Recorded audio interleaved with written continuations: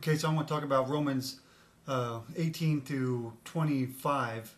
What Paul is doing is he's explaining what's happening or what's going to happen or what happens to people who reject Christ, who reject God and go towards their own devices or go towards what they believe is the best way to go instead of trusting in God. Proverbs 1:7 says that the fear of God is the beginning of all wisdom. In the opposite of that is the non-fear of God is the beginning of all foolishness. And what Paul does here through 18 to 23, he has a sequence of thought. One thing leads to another. One thing is because of the thing previous to it. He says the wrath of God is revealed from heaven against all ungodliness and unrighteousness, and those who suppress the truth in unrighteousness. I think it's important to note that it says that God is seeking wrath against the ungodliness and unrighteousness of men, which is the way we act and the way we do things. It's our sins. God is not seeking wrath on men for the sake of seeking wrath on men because he's bored. There's wrath because of the way the human beings are. And it's also because God has to judge sin. Just like we can't fly, God has to judge sin. It's His nature. God is a holy God, and He has to judge us for the wrongs that we do. And that's also the reason why Jesus Christ came to died for our sins, because God has to judge us for our sins. If our sins are taken completely away, we're not judged for our sins. But the people here in 18 to 32 are people who have not accepted Christ. Again, it's the contrast between verses 16 and 17 to where they accepted Christ as their Lord, and those in 18 through 32 who do not accept Christ as their Lord.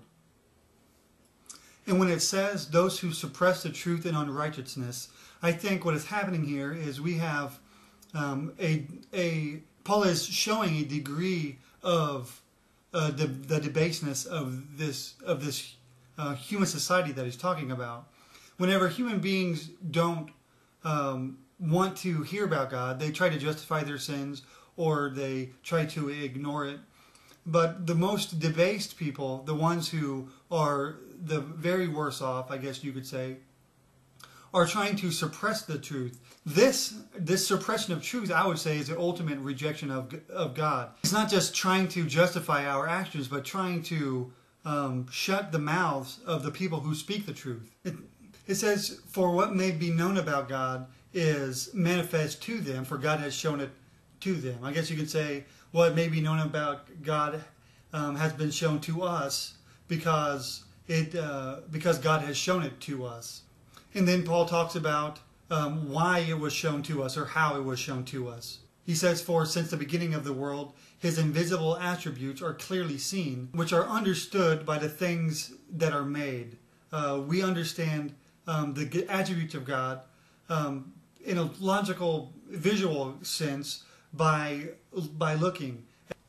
And what, of course, Paul is talking about here in verse 20 is the fact that we can see with our eyes and logically come to the conclusion that God is in control of everything.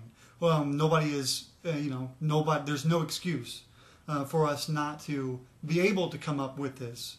And then he says even His eternal power in Godhead. And what that is the fact that God made everything, His eternal power. He has the power to control anything, to do anything. We're like, I guess, in a sense, we're His own virtual reality. And it says His Godhead. He is over everything. He is supreme over everything.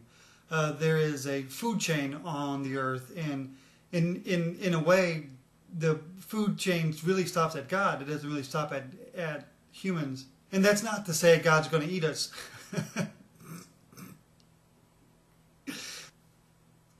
It says because of the things that we can clearly see, we are without excuse. There is no excuse for us. When we die, no matter what we think right now, God will tell us there was no excuse. Absolutely none.